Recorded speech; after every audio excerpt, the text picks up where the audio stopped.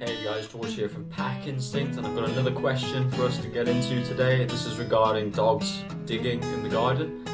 So this one's from Peter and Laura, and I'm going to read the question and then we're going to talk about it as we usually do.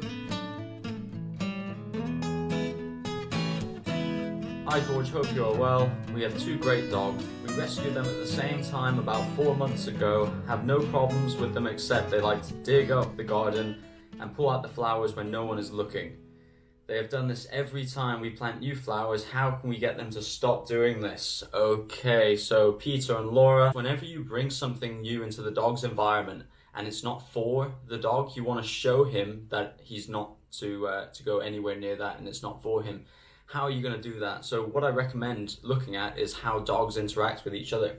So dogs will actually claim, dogs will claim space, dogs will claim objects, dogs will claim people, dogs will claim all sorts of things. And so what the dog does is he then projects energy through body language to let the other dogs know that he doesn't want them going anywhere near it because he values that. That's for him. So that's the same kind of thing that you've got to do with your plants. So when you plant new plants, you really want to show your dog that it's your plants and you don't want your dogs going anywhere near those plants for any reason whatsoever. Plant new plants, and then use energy and body language, spatial pressure. So claim the space around the plants. Get your dogs to back up. Say, leave it as you're walking into their space and getting them to back up, and then stand your ground until they walk away. Eventually what you'll be able to do is just tell them, leave it, you're not supposed to be going over there. And then eventually you'll be able to leave them, okay? But this is what training a dog is. You've got to claim that. Move on from that so that you're not having to walk over there and you're just telling the dogs, hey, leave it. If you need to put a long line on your dog to correct him for going over there, then do that. And then eventually your dogs are going to understand that, hey, we're not supposed to be going over there.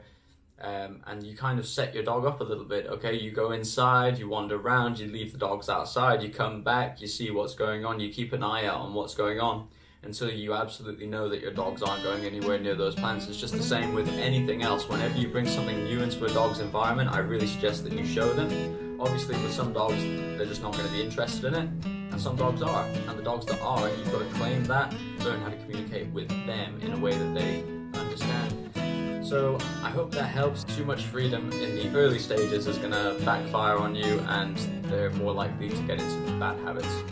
Okay, thanks.